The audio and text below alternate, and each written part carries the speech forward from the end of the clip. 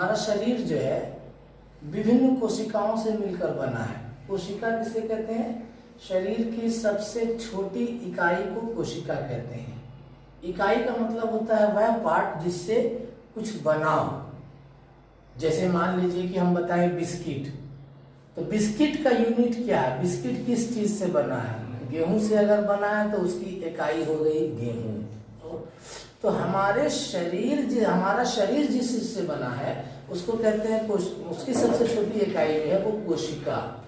कोशिका अत्यंत सूक्ष्म कण होता है और उस कोशिका को जब माइक्रोस्कोप के जरिए देखा गया तो इस टाइप का नजर आया। ठीक है, कोशिका घिरी रहती है कोशिका झिल्ली से, जिसको कोशिका भित्ति कहते हैं। कोशिका भित्ति के अंदर लिक्विड पाया जाता है, एक कोशिका द्रव्य पाया जाता है, उसको कहते हैं कोशिका द्रव्य। एक लिक्विड पाया जाता है जिसे कोशिका द्रव्य कहा जाता है। ठीक है, अब ये कोशिका द्रव्य के अंदर जो है उसको फिर देखा गया तो उसके अंदर पाया गया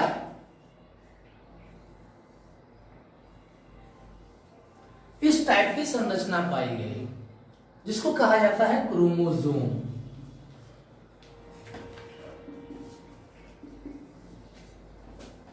क्रोमोसोम ये क्या है? कोशिका। मानव शरीर विभिन्न प्रकार के हजारों कोशिकाओं से मिलकर बना है। शरीर के किसी भी पार्ट्स की सबसे छोटी यूनिट का नाम है कोशिका, सेल। ठीक है, छोटा यूनिट, सबसे छोटी इकाई का मतलब क्या होता है ये आपको एग्जांपल बिस्किट के जरिए समझा दिए। उसी प्रकार से मानव शरीर का सबसे छोटी इकाई कोशिका है। कोशिका के अंदर जो पाया जाता है उसको कोशिका द्रव्य कहा जाता है, लिक्विड टाइप का पाया जाता है। उस लिक्विड के अंदर जो पाया जाता है उसको देखा गया कि इस टाइप की संरचना है, इसको कहते हैं क्रोमोसोम। ठीक है, या क्रोमोसोम भी कहा जाता है। हिंदी में इसी को गुणसूत्र कहा जाता है। वालेकुम अस्सलाम, बैठिए। गुणसूत्र, अब इसको जब जूम करके देखा गया, इसको माइक्रोस्कोप में जब देखा गया तो इससे भी जो है इसको भी बड़ा करके देखा गया, तब इसमें नजर आया डीएनए। इसको जब बड़ा करके देखा गया तो इसको ये पता चला डीएनए।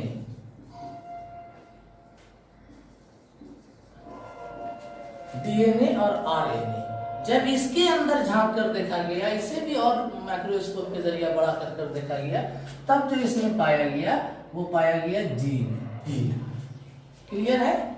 मानव शरीर विभिन्न प्रकार की कोशिकाओं से बना हुआ है। कोशिका क्या है? शरीर की सबसे छोटी इकाई का नाम है। सबसे छोटी इकाई का मतलब क्या होता है ये आप लोग अभी बिस्किट के एग्जांपल से समझ गए हैं। इस कोशिका के अंदर कोशिका द्रव्य पाया जाता है, लिक्विड टाइप का पाया जाता है। उस लिक्विड के अंदर, लिक्विड किस चीज से मिलकर बना है? तो लिक्विड क्रोमोसोम से मिलकर बना है, जिसको हिंदी में गुणसूत्र कहते हैं। ठीक है, इसको तोड़कर देखा गया कि ये किस चीज से बना है, तो ये इसके अंदर दो चीजें मिली, डीएनए आरएनए वगैरह। ठीक है, बैठिए। डीएनए और आरएनए, और जब इसको जूम करके देखा गया, इसे माइक्रोस्कोप के जरिए बड़ा करके देखा गया, तो इसके अंदर पाया गया जीन। क्लियर है यहां तक? अब यह जीन जो है क्या? जीन या डीएनए हमारे शरीर में जितने भी प्रकार की प्रक्रिया या संरचनात्मक या प्रक्रियात्मक जितने भी तरह का काम होगा, वो सारे कामों का इंफॉर्मेशन सेंटर है, मतलब सूचना का केंद्र कहलाता है ये जीन या डीएनए। क्लियर है? ये क्या, देखिए हिंदी में इसका नाम लिखे हैं गुणसूत्र। यानी ये हमारे शरीर के अंदर जितने प्रकार के गुण हैं, जितनी प्रकार की सूचनाएं हैं, उसको ये स्टोर करता है डीएनए। इसको हम कह सकते हैं एक तरह का से ये हमारे शरीर का पेन ड्राइव है। तो सब एक ही चीज है, यही जीन को समेट के एक जगह इकट्ठा कर दिए तो वो डीएनए आरएनए बन गया। इसको समेट के एक जगह ला दिए तो ये बन गया क्रोमोसोम, और इसको समेट के इसके अंदर डाल दिए तो सेल हो गया, और हजारों लाखों करोड़ों सेल से हमारा शरीर बना है। क्लियर है? अब यहाँ पर हमारे डेवलपमेंट को ये किस तरीके से प्रभावित करता है, ये समझना हमारा मेन टॉपिक है, ना कि बायोलॉजी के टर्म को समझना। क्लियर है? ये डीएनए का रोल हमारे शरीर में क्या है ये समझना है, सिर्फ हमारा यहाँ पर मकसद है। तो ये डीएनए का वर्ग क्या है इसे समझिए। डीएनए का वर्ग है शरीर के सारे सूचनाओं को स्टोर करना। हमारे शरीर के विभिन्न अंग, कौन से अंग हैं, किस तरह से बनेंगे, ये सारी सूचनाएं मतलब कि स्टोर करके रखता है। इसी के लिए हम कह रहे हैं कि इसको हम लोग पेन ड्राइव कह सकते हैं। पेन ड्राइव में कैसे बहुत सारा डेटा हम लोग जो है उसमें स्टोर करके रखते हैं, जब चाहे उसको खोल सकते हैं, जब चाहे उसको दूसरे पेन ड्राइव में, पेन ड्राइव के जरिए अपने सिस्टम में ले सकते हैं, पेन ड्राइव के जरिए अपने मोबाइल में ले सकते हैं, ट्रांसफर करते हैं ना, पेन ड्राइव के स्टोर डाटा को हम लोग ट्रांसफर कर सकते हैं। उसी तरीके से ये डीएनए और आरएनए में हमारे जीवन काल से संबंधित सभी जानकारियां होती हैं। सभी जानकारियां से मतलब हमारे शरीर की संरचना कैसी होगी, कितने पैर होंगे, कितने हाथ होंगे, मेल होंगे, फीमेल होंगे, ठीक है, आंखों का रंग कैसा होगा, बाल किस डिजाइन का होगा, शरीर का ढांचा कैसा होगा, हमारे अंदर कौन कौन सी बीमारियां होंगी, भविष्य में कौन सी बीमारियां होंगी, पहले कौन सी बीमारियां थीं, ये सब का वाहक है। इसी के लिए हम यहाँ पर कह रहे हैं हमारे वंश के गुणों का वाहक, हमारी पीढ़ी में कौन से गुण हैं वो उसका वाहक है। वाहक मतलब समझते हैं ना, ट्रांसफर करने वाला। क्लियर है? तो वंशानुगत कारक, अब ये वंशानुगत कारक मतलब कि हमारे पीढ़ी में, हमारे पूर्वजों में कौन कौन से गुण थे, वो सारा गुण ट्रांसफर होता है अगली पीढ़ी में इसी के माध्यम से। ठीक है? जब कोई मतलब कि किसी खानदान में कोई बच्चा पैदा हुआ तो उस बच्चे का रंग कैसा होगा, रूप कैसा होगा, शारीरिक बनावट कैसा होगा, आंखों का कलर कैसा होगा, उसे कौन सी बीमारी हो सकती है। बहुत सारी बीमारियां भी है वंशानुगत, हाँ मतलब वंश यानी इसके जीन में कोई बीमारी का अगर शामिल हो जाता है तो वह बीमारी उसके अगले पीढ़ी को भी हो जाएगी। समझ में आ रही है बात? जैसे सफेद दाग, डायबिटीज। मानव शरीर में टोटल ये 46 गुणसूत्र पाए जाते हैं, 46 पीस। हर गुणसूत्र 2 जोड़े में मतलब एक जोड़े में होते हैं, यानी 23 जोड़ा मानव शरीर में 23 जोड़ा गुणसूत्र पाया जाता है। चलिए हमारा डेवलपमेंट किस प्रकार प्रभावित होगा, तो मान लीजिए कि हमारे पूर्वजों में डायबिटीज का प्रॉब्लम है या कुछ बीमारी का प्रॉब्लम है, तो अगली पीढ़ी जो आएगा, जिस बच्चा जिसको आप पढ़ा रहे हैं वो बच्चा उस खानदान से ताल्लुक रख रहा है जिसके पीढ़ी में फला बीमारी है। अब आप उसका खूब डेवलपमेंट कर रहे हैं, लेकिन बीमारी के कारण वो बार बार अपने विकास से पीछे होता चला जा रहा है। समझ में आई बात? विकास, बीमारी तो प्रभाव कर रहा है ना। इसके अलावा शरीर की लंबाई, बच्चा कितना तेज होगा, ये डीएनए मुख्य रूप से यहाँ पर हम लोगों को जानना है। शारीरिक ढांचा, शारीरिक ढांचा पर प्रभाव देता है। मानसिक यानी बुद्धि, हमारी बुद्धि कैसी होगी ये हम आकर तो सीखते ही हैं, लेकिन हमारी बुद्धि कितनी तेज होगी ये डिपेंड करता है हमारे पूर्वजों पर भी। क्यों पूर्वज पर डिपेंड करता है? कि ये गुण सूत्र जो है ट्रांसफर होता है, एक पीढ़ी से दूसरे पीढ़ी में ट्रांसफर होता है। समझ में आई बात? और उसमें जो गुण होगा वो गुण हम में भी आएगा।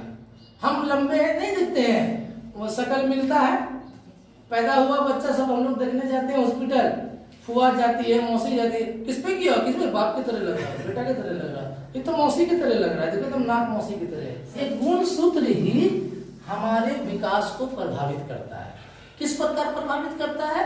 क्योंकि गुण सूत्र में हमारे खानदानी गुण मौजूद होते हैं। हमारे शरीर किस प्रकार से बनेगा, शरीर के अंदर कौन कौन सी चीजें होंगी, किस तरीके से डेवलप करेगा, कौन कौन सी बीमारियां, सारी सूचना हमारे जन्म से लेकर के मृत्यु तक की सूचना का मतलब कि स्टोर रूम यही है, पेन ड्राइव यही है। ठीक है?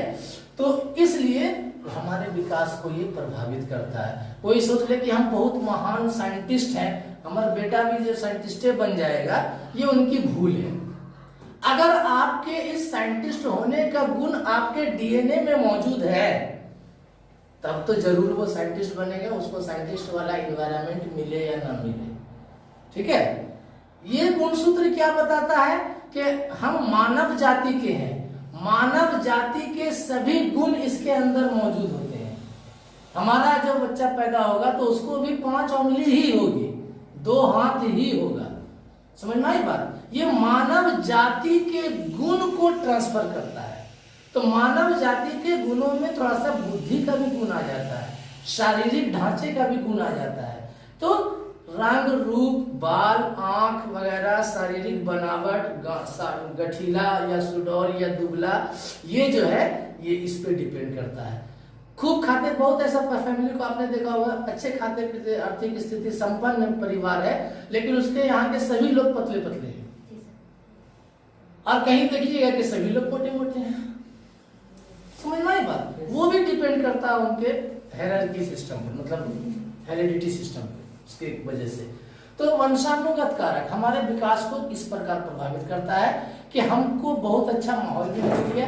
अगर हमारे जेनेटिक में ही कोई प्रॉब्लम है, मान लीजिए कि ये एक तो बढ़ के चल गया या एक तो कम हो गया, तो हमारा एक अंग ही कम हो जाएगा, नाक कटा हुआ निकल जाएगा, आंख में थोड़ा सा प्रॉब्लम आ जाएगा, या एक गुणसूत्र की संख्या बढ़ गई तो 6 उंगली पैदा हो गया, ठीक है, आंख यहाँ पर निकल गया, या अजीब अजीब ढंग की आकृति लेकर के हम पैदा हो जाएंगे। ऐसा कभी कभी देखने को मिलता है ना, ये रेयर केस में होता है कि किसी का नाक इतना लंबा हो गया, लोग सब उनको दर्शन करने चले गए, लग रहा गणेश भगवान पैदा हो गए।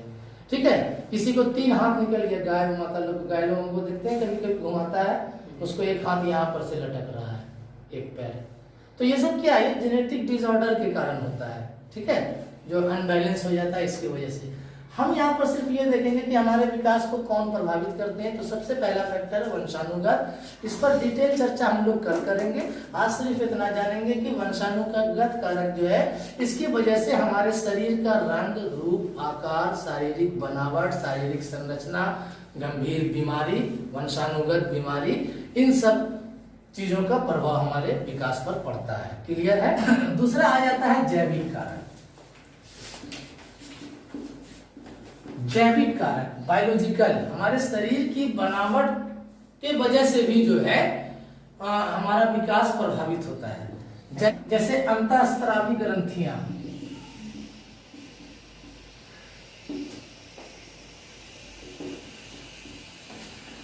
और एक ले लीजिए तंत्रिका तंत्र, नर्वस सिस्टम जिसको कहते हैं। तो हमारे शरीर के अंदर विभिन्न प्रकार की ग्रंथियां पाई जाती है। उस ग्रंथि से लिक्विड स्त्रावित होता है, उस लिक्विड को हार्मोन कहते हैं। हर ग्रंथि यानी हर हार्मोन का अलग अलग काम है।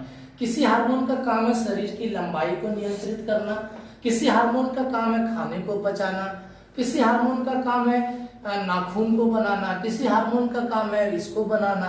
ठीक है, अब उसका सीमित मात्रा में, संतुलित मात्रा में उस हार्मोन का निकलना जरूरी है। अगर आपका ये हार्मोन स्त्रावित होने का बैलेंस अगर बिगड़ जाए, मतलब डिसऑर्डर हो जाए, ज्यादा निकलने लगे, कम निकलने लगे और नियंत्रित हो जाए, तो आप विभिन्न प्रकार की बीमारियों से ग्रसित हो सकते हैं। जैसे एग्जाम्पल के रूप में थायराइड ग्रंथि से लिक्विड निकलता है, वो लिक्विड अगर अनियंत्रित हो जाता है, ज्यादा या कम निकलने लगता है, तो आपको थायराइड बीमारी हो जाती है। ठीक है, फिर आपको एक टैबलेट डेली खाना पड़ता है थायरोक्सिन। और अगर वो उस पर कंट्रोल नहीं किया गया तो क्या होता है? आपको बार बार भी फीवर आएगा, आपका शरीर फूल जाएगा, मोटी हो जाइएगा, लगेगा बहुत खाते पीते घराने से, यहाँ तो बीमारी वाले घराने से हो रही है। समझ में आई बात? सर चकराने लगेगा। अगर आपका वृद्धि, एक एग्जांपल लेते हैं, वृद्धि हार्मोन, किसी आदमी को देखते हैं ना बहुत लंबा हो जाता है, दुनिया का सबसे लंबा पुरुष, दुनिया का सबसे नाटा पुरुष, ये सब सुनने को मिलता है ना, बौना हो गया है, वो क्या है? वृद्धि हार्मोन में अनबैलेंस होने से वो उसका उतना ज्यादा नहीं निकल पा रहा है, बहुत ज्यादा स्त्रावित हो गया वो हार्मोन, जिसकी वजह से उसके हड्डी की लंबाई बहुत ज्यादा हो गई, या वह हार्मोन बहुत कम निकलने लगा, जिसकी वजह से वो नाटा हो गया। तो ये हमारे डेवलपमेंट को प्रभावित किया कि नहीं? कैसे प्रभावित किया? कोई ग्रंथि से मान लिया कि कोई हार्मोन निकल रहा है जिससे हम बार बार बीमार पड़ रहे हैं, तो वो हमारे विकास को प्रभावित कर रहा है। क्योंकि हर विकास, हम लोगों ने पढ़ा था विकास के सिद्धांत में, सभी विकास एक दूसरे से रिलेटेड है। भाषा का विकास से बुद्धि का विकास जुड़ा हुआ है, शरीर के विकास से आपका मानसिक विकास जुड़ा हुआ है ना। सही अगर आपके सर में दर्द है तो आपको पढ़ने में मन नहीं लगेगा। तो हर विकास एक दूसरे से जुड़ा हुआ है। तो अंतःस्त्रावी ग्रंथियां भी हमारे विकास को प्रभावित करती हैं। ठीक है, एक है तंत्रिका तंत्र, जिसको नर्वस सिस्टम कहते हैं। तंत्रिका तंत्र क्या होता है, मैट्रिक में पढ़े होंगे आप लोग न्यूरॉन के बारे में। न्यूरॉन, ये तंत्रिका तंत्र पूरे बॉडी में महीन धागे के समान, धागे से भी महीन, नाड़ी उसको कहते हैं, नाड़ी, पूरे नाड़ियों का जाल है। जब आजकल तो बहुत फैसिलिटी हो गया, या नर्वस सिस्टम लिख दीजिए यूट्यूब पर, आपको वो जाल दिखा देगा। पीछे रीढ़ की जो हड्डी है, उस रीढ़ की हड्डी में तंत्रिका तंत्र मौजूद है, और वहां से महीन महीन धागे नुमा संरचना जो है पूरे बॉडी में जाल के जैसा बनाता है। वो उसका काम क्या है, ये तंत्रिका तंत्र का काम क्या है, बॉडी के किसी भी पार्ट में कोई भी घटना हो रही है उसकी सूचनाओं को मस्तिष्क तक पहुंचाना। क्योंकि उसका मेन सेंटर है रीढ़ की हड्डी, वहीं से चारों तरफ पूरे शरीर में वो जाल फैला हुआ है। कहीं भी यहाँ पर अगर सुई चुभा हमें, तो यहाँ से उस कनेक्शन तार के जरिए यहाँ हमें स्पाइनल कॉर्ड में खबर मिली, और स्पाइनल कॉर्ड के जरिए यहाँ से मस्तिष्क में ऊपर में जाकर के हमें सूचना मिल गई कि हमें यहाँ पर सुई चुभा है या मच्छर ने काटा है। क्लियर है? इसमें भी कभी कभी प्रॉब्लम आ जाता है। बहुत ऐसी बीमारियां हैं जो इससे रिलेटेड बीमारियां हैं। अगर इस किसी बालक का तंत्रिका तंत्र मजबूत है, नर्वस सिस्टम मजबूत है, तो उसका विकास बहुत तेजी से होगा। वो एकदम छरेरा, एक्टिव, सुस्ताहा नहीं रहेगा। ठीक है, बहुत तेज में रहेगा, हर मामले में वो फिट रहेगा। लेकिन अगर नर्वस सिस्टम आपका कुछ प्रॉब्लम है, कुछ इसमें डिसऑर्डर आ गया है, तो फिर आपको विकास को प्रभावित करेगा। जैसे देखिए मिर्गी वगैरह, मिर्गी किसी को झटका पड़ता है ना, कभी कभी देखते हैं क्या होता है, तो इससे क्या होता है, उसका पूरा शरीर ही प्रभावित हो रहा है, पूरा बॉडी प्रभावित हो रहा है। उसको कहीं दूर जाकर वो पढ़ नहीं सकता, नहीं बेचारा बीमार है, कब झटका लग जाएगा कोई ठिकाना नहीं, इसको हमेशा केयर करना पड़ता है। वो तो अब नॉर्मल बच्चा ना हो गया, वो तो नॉर्मल नहीं रहा कि हाँ किसी भी तरीके से काम कर सकता है। मनोविज्ञान में भी बहुत ऐसी बीमारी है जो तंत्रिका तापी बीमारी कहलाती है। वो जैसे ऑटिज्म एक बीमारी है, ऑटिज्म स्वेलिंग, खुद में ही भयभीत हो जाना, खुद से ही डरना, ये सब जो है तंत्रिका तापी बीमारी से, तंत्रिका तंत्र से जुड़ी हुई बीमारियां हैं। तो हमारा तंत्रिका तंत्र भी स्वस्थ होना चाहिए, बेहतर होना चाहिए, जिससे कि हमारा विकास ढंग से हो। इसमें कुछ डिसऑर्डर आ जाता है, कुछ प्रॉब्लम आ जाता है, तो हमारा विकास प्रभावित होता है। क्लियर है यहाँ तक? चलिए, उसके बाद आइए तीसरा कारक, वातावरणीय कारक।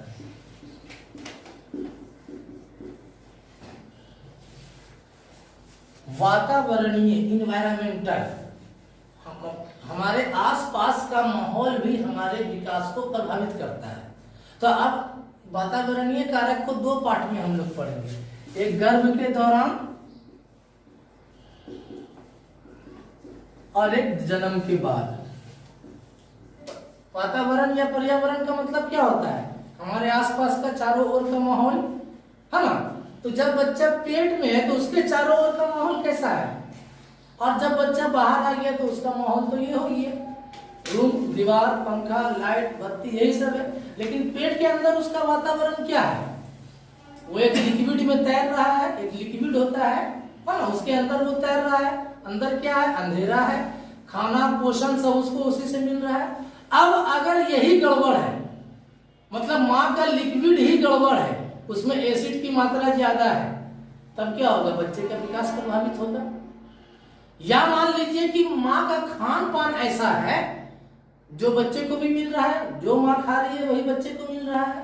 तो माँ का खान पान है एकदम पूरा एकदम फास्ट फूड है, या पूरा एकदम तैलीय फूड ले रही है, तो उससे क्या हो रहा है, सारा चीज तो उसको मिल रहा है। या माँ का मानसिक स्वास्थ्य गड़बड़ है, माँ चिंता में है, टेंशन में है, चिड़चिड़ाई है, झगड़ाई है, ठीक है, तो वो सारा इफेक्ट उस बच्चे पे पड़ रहा है। जो बच्चा बन रहा है वो सारा प्रभाव उस पर पड़ रहा है। एग्जाम्पल के रूप में समझिए कि गर्भ के दौरान माँ के द्वारा की गई गलती पर बच्चों पर कैसे असर पड़ता है। छोटा सा एग्जाम्पल है जो आम आप लोगों के घर में देखने को मिलता है। अगर गर्भवती महिला गर्भ के दौरान खूब ज्यादा ठंडे खाद्य पदार्थ का सेवन करती है तो पैदा होने के बाद वह बच्चे को 5 साल तक निमोनिया का शिकार होना पड़ता है। समझ में आई बात? 5 साल तक वो बच्चा, 10 साल तक डॉक्टर कहता है इसको प्रॉब्लम रहेगा, जरा सी सर्दी पड़ेगी खत्म। पता चला क्या कि माँ जो है ना खूब संतरा खाई है, खूब डाब पी है, ठंडा ठंडा चीज है ना, खूब ये खाई है, बाद में 5 साल तक झेल रही है। माँ स्मोकिंग करती है, मान लीजिए सिगरेट वगैरह या नशा कर रही है, उसका असर उस बच्चे पे पड़ रहा है। अंतःस्त्रावी ग्रंथियां, बच्चा पेट में है और माँ का कोई ग्रंथि डिसऑर्डर में चल रहा है, थायराइड ग्रंथि गड़बड़ है, माँ का डोज टैबलेट चल रहा है तो उसका भी असर बच्चे पे पड़ेगा। दूसरी बात, अगर बाय द वे उस गर्भ में ट्विंस पल रहा है, जुड़वा पल रहा है, माँ तो 2 रोटी का उसका खुराक है, 2 ही रोटी खा रही है, अब उसी 2 रोटी के अंदर माँ के शरीर को भी ऊर्जा लेनी है और बच्चे को भी लेना था, अब बच्चे में भी 2 हिस्सा लग गया तो थोड़ा विकास कम हुआ। या तो माँ को ज्यादा खाना पड़ेगा या तो वही लोग आपस में आधा करेगा। जैसे खेत में वगैरह में हम लोग देखते हैं अनाज लगाते हैं तो बीच में बगल में घास उगाता है जिसको खरपतवार कहते हैं, और उस खरपतवार को किसान क्या करते हैं, काट के समय समय पर हटाते हैं, निराई करना उसको कहते हैं, निराई कर देते हैं। क्यों करते हैं? क्योंकि मिट्टी का पोषक तत्व मेरे अनाज वाले पौधे का हिस्सा ये खा रहा है, इसलिए इसको हटाओ, नहीं तो हमारा अनाज का पौधा ज्यादा विकसित नहीं हो पाएगा। वही सिचुएशन यहाँ हो जाता है। अक्सर इसी के लिए आप देखेंगे कि ट्विंस जिसको पैदा होगा तो उसको शीशे में रखना पड़ जाता है कभी कभार, या तो फिर कुछ दिन तक वो कमजोर ही रहता है। ये अंदरूनी वातावरण हो गया। क्लियर है? तो ये हमारे डेवलपमेंट को प्रभाव दिया। बाहर जन्म के बाद का वातावरण, जैसे जन्म के बाद बच्चे को धूप की आवश्यकता है, रोशनी की आवश्यकता है, खुली हवा की आवश्यकता है, तब उसका शरीर का विकास होगा। और अक्सर हम लोग ये देखने को मिलता है 10 दिन के बाद सुनने में आता है कि छोटे बच्चे को कौन सी हो गया, जॉन्डिस हो गया। आए बच्चे को तो जॉन्डिस हो गया, अभी सारा तेल हुआ सामान खाया ही नहीं, अभी तो पेटे से निकला, तुरंत जॉन्डिस कहाँ से हो गया? ऐसा क्यों हो गया? क्योंकि जन्म के बाद उसको विटामिन डी की आवश्यकता थी, अभी तक उसके पेट में विटामिन डी ले रहा था माँ से, लेकिन बाहर आया तो अब उसको विटामिन डी चाहिए पेट से, बाहर से।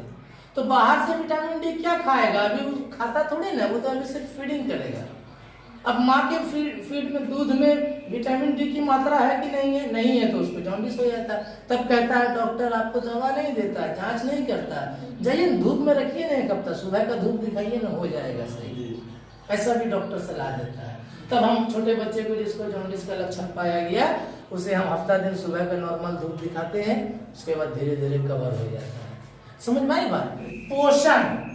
पोषण हमारे शरीर को बहुत अधिक प्रभावित करता है, हमारे शरीर के विकास को बहुत अधिक प्रभावित करता है। मानव शरीर को जितने पोषक तत्वों की आवश्यकता होती है, उन पोषक तत्वों को हमें विभिन्न खाद्य पदार्थों से मिलता है। खाइएगा, आपके शरीर को जितने पोषक तत्वों की आवश्यकता है, उन सारे पोषक तत्वों को अपने भोजन में शामिल करके अगर आप भोजन ग्रहण कर रहे हैं तो इसी आहार को संतुलित आहार कहा जाता है, बैलेंस डाइट कहा जाता है। क्लियर है? शरीर के विकास के लिए सभी पोषक तत्वों या शॉर्ट में कहिए संतुलित आहार लेना आवश्यक है। न्यूट्रिशन चाहिए, विटामिन चाहिए, वगैरह वगैरह सारी चीजों की आवश्यकता हमें है। अगर उसमें कमी हो जाती है तब हमारा विकास प्रभावित होता है। ठीक है? कैसे कहता है? बादाम खाओ दिमाग तेज होगा, दूध पियो हड्डी मजबूत होगी। शरीर को जितने पोषक तत्वों की आवश्यकता है, वो सारा पोषक तत्व अगर हमें पर्याप्त मात्रा में मिल रहा है तो हमारा शरीर हष्ट पुष्ट होगा। ठीक है? और स्वस्थ शरीर में ही स्वस्थ मस्तिष्क का वास होता है। ये हम लोग प्राचीन ऋषि मुनियों से सुनते आ रहे हैं, है ना? इसलिए हमको शरीर को स्वस्थ करने के लिए पोषण बैलेंस डाइट रखना पड़ेगा। और अगर बैलेंस डाइट नहीं करते हैं तब फिर हमारा शरीर विभिन्न रोगों का शिकार होगा और वह रोग हमारे विकास को प्रभावित करेगा। क्लियर है? पोषण में आ जाता है 2-3 बातें, जैसे संतुलित आहार,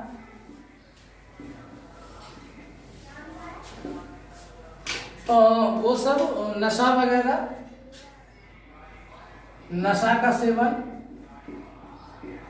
ये भी हमारे विकास को प्रभावित करता है ना। इसके अलावा आप कह सकते हैं व्यायाम, खेलकूद,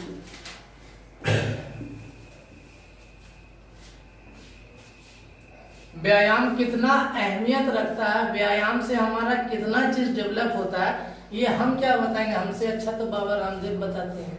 आप लोग सुने भी होंगे उसका भाषण, फला व्यायाम करने से फला चीज कंट्रोल होता है। अभी हम जो अंतःस्त्रावी ग्रंथि की बात कर रहे थे, तो उस अंतःस्त्रावी ग्रंथि को भी बैलेंस में रखने के लिए व्यायाम की आवश्यकता है।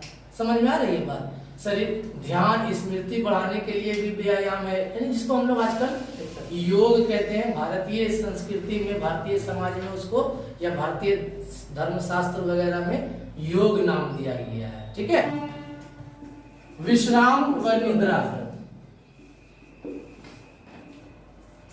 याद रखिए विश्राम भी हमारे शरीर को बहुत जरूरी है। विश्राम करना इसलिए जरूरी है, नींद लेना इसलिए जरूरी है। मान लीजिए कि यहाँ पर छिछार लग गया, कट गया, तो यहाँ पर की कोशिका टूट गई।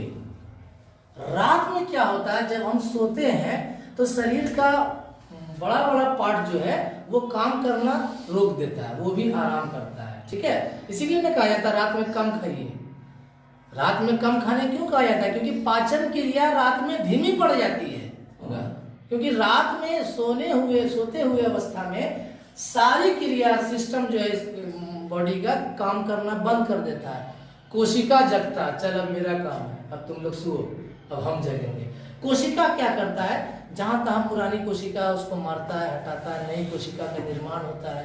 ठीक है, आपका जख्म हुआ है तो रात में ही वो जख्म जो है वहां पर आसपास की कोशिका मिलकर एक अपना नई कोशिका का निर्माण करती है। रात में हमारी बॉडी की कोशिकाएं, टूट फूट वाली कोशिकाएं, वो निर्माण कार्य करती है। शरीर के अंदर कोशिकाओं का निर्माण होता है। क्लियर है? इसलिए निद्रा बहुत आवश्यक है। अगर ये चीज किसी को नहीं मिल रहा है तो वो आपके विकास को प्रभावित करेगा किसी न किसी रूप में। कैसे विकास को प्रभावित कर रहा है? लगातार आप 2 दिन से नहीं सोए हैं, तीसरे दिन आप बीमार पड़ जाएंगे, तो आपका डेवलपमेंट रुका ना जी, आपकी पढ़ाई रुकी, आपका विकास रुका, आपका चिंतन करना था, आपको किसी समस्या पर मीटिंग करनी थी, आपने मीटिंग को पोस्टपोन कर दिया कि छोड़िए आज नहीं हो पाएगा, आज हम बहुत थके हुए हैं। तो इस तरीके की बातें होती है। इसके अलावा जाति, मानव में भी कई प्रजाति है। साउथ अफ्रीका वाला प्रजाति देखिए, साउथ अफ्रीका के प्रजाति में देखिएगा कि वहां के सारे लोग लंबे लंबे होते हैं। ठीक है। पुराने जमाने में मंगोल प्रजाति को देखिए, मंगोलियन लोग जो थे ज्यादा क्रूर थे। चीन के ऊपर वाला एरिया मंगोलिया कहलाता है, वहां की प्रजाति के लोग बहुत नाटे नाटे हुआ करते थे, शॉर्टकट के, आंख ऐसे दबी हुई रहती थी। ठीक है, यानी इस टाइप से गर्दन झुकी हुई रहती थी। ये प्रजाति, वो प्रजाति बहुत क्रूर प्रवृत्ति की थी। उसी तरीके से अफ्रीका वगैरह इलाके की प्रजाति, वो हबशी प्रजाति, वो लंबे लंबे होंगे, बहुत उसका हष्ट पुष्ट शरीर रहेगा, हम लोग उसके सामने बौने नजर आएंगे। ठीक है, इतने लंबे लंबे होते हैं लोग, 6 फीट। तो प्रजाति का भी असर पड़ता है हमारे खाने, क्योंकि प्रजाति वंशानुक्रम से जाकर जुड़ गया, तो वो प्रजाति भी हमारे शरीर के विकास में प्रभावित किया। ठीक है, प्रजाति के बाद आ जाता है जलवायु। जलवायु हमारे विकास को काफी हद तक प्रभावित करती है। यहाँ तक कि हमारी बुद्धि, शारीरिक संरचना को तो प्रभावित करती ही है, शारीरिक रंग रूप को तो प्रभावित करती है, हमारी बुद्धि को भी प्रभावित करती है जलवायु, क्लाइमेट जिसको कहते हैं, यानी मौसम वगैरह। हम लोग गौर करते हैं कि ठंडे इलाके के लोग गोरे गोरे, अभी यूक्रेन को सब देख रहे हैं, वहाँ एक भी लोग काला दिखा दीजिए वहाँ के निवासी को, क्या है, ठंडा इलाका है, बर्फीला इलाका है। गर्म इलाके के लोग में प्रजनन की क्षमता ज्यादा होती है, ठंडे इलाके के प्रजनन मतलब अपने जैसे जीव को पैदा करने की क्षमता वो ज्यादा होती है। ठंडे इलाके के लोगों में प्रजनन की क्षमता कम होता है। हमारे जलवायु के अनुकूल हमारा शरीर भी होता है, जलवायु के अनुकूल हमारा मस्तिष्क भी होता है। गर्म इलाके के लोग ज्यादा सुस्त आपको मिलेंगे, ठंडे इलाके के लोग ज्यादा एक्टिव मिलेंगे, ज्यादा मेहनती मिलेंगे, क्योंकि गर्म इलाके में सुस्ती आ जाती है। ठीक है, तो जलवायु भी हमारे विकास को बहुत हद तक प्रभावित करता है। इसके अलावा और एक दो पॉइंट देख लेते हैं। लिंग का फैक्टर जो है बहुत ज्यादा है, हमारे डेवलपमेंट को प्रभावित करना लिंग का बहुत बड़ा योगदान है ना। संस्कृति जो है आपके मानसिक विकास को प्रभावित करता है, आपके सांवेगिक विकास को प्रभावित करता है। आपकी संस्कृति मतलब आपका रहन सहन, रस्मों रिवाज, घर का तौर तरीका, धार्मिक रिवाज, ये सब संस्कृति का हिस्सा है। ठीक है, नैतिक विकास जो हमारा होता है वो संस्कृति की बिना पर। हमारी संस्कृति है, हमारे घर का रिवाज है कि भैया बड़े को छूकर पैर प्रणाम करना है, तो बच्चों में नैतिकता का विकास हुआ ना। जैन संस्कृति अनाज के पौधे को भी काटना जीव हत्या समझते हैं, ठीक ना। तो उनके यहाँ के बच्चे जो हैं मार काट से भयभीत होंगे, क्योंकि उनके संस्कृति में मार काट नहीं है। क्लियर है? ये तीनों चारों पॉइंट, ये 4 में से 3 पॉइंट तो मोस्ट इंपॉर्टेंट है। परिपक्वता, मैच्योरिटी भी हमारे विकास को प्रभावित करता है। आप कम खाइए या ज्यादा खाइए, आपको उचित पोषण मिल रहा है या नहीं मिल रहा है, आपकी उम्र होगी, आप लड़के हैं तो मूछ दाढ़ी निकलेगा ही निकलेगा, यही को कहते हैं परिपक्वता। तो उम्र भी हमारे विकास को प्रभावित करता है, परिपक्वता भी हमारे विकास को प्रभावित करता है। बुद्धि, ये समझ गए, संवेग, इमोशन, ये भी हमारे विकास को प्रभावित करता है। और सामाजिक आर्थिक स्थिति, समाज में आपका क्या पहचान है, आप अर्थ के मामले में कितने सुखी संपन्न हैं, ये भी आपके डेवलपमेंट को प्रभावित करता है। ठीक है, आपको ज्यादा सुविधा मिली, आपके परिवार वाले संपन्न हैं आर्थिक रूप से, तो आपको ज्यादा सुविधा मिली ना, आपको दिल्ली जाकर पढ़ने की सुविधा मिली। तो जितना आपको आर्थिक संपन्नता होगी उतना आपको विकास के अवसर मिलते हैं। ठीक है, ढेर पैसा रहता है तो आप मेडिकल की तैयारी करते हैं। सामाजिक स्थिति, समाज में आपका स्टेटस कैसा है, इज्जतदार फैमिली है कि कैसे फैमिली है, ये भी विकास को प्रभावित करता है ना। मान लीजिए कि आपका परिवार बदनाम है तो आप बाहर निकलने से कैसे मुंह चुराते हैं, होता है ना। अब कोई तो बेशरम होता है तो वो अलग बात है, कि चोरी कर भी लिया फिर भी एकदम सीना तान के घूम रहा है, वो अलग मैटर है, लेकिन वो भी हमारे विकास को प्रभावित करता है। इज्जतदार फैमिली के घर में कुछ हो जाता है, अगर कोई तरह का बुराई, तो फिर वो जो है शर्म से बाहर नहीं निकलता है, उसका विकास तो रुका ना। तो यही सारी बातें थी। इससे एक क्वेश्चन आपको श्योर, यानी अगर आप इसको बढ़िया से समझ लिए, आपको सीटेट में एक क्वेश्चन पक्का हो गया। ठीक है, और किस तरीके से क्वेश्चन आता है, तो प्रीवियस ईयर के क्वेश्चन को देखिए, इस टॉपिक पर क्वेश्चन आया हुआ है या नहीं। क्लियर है?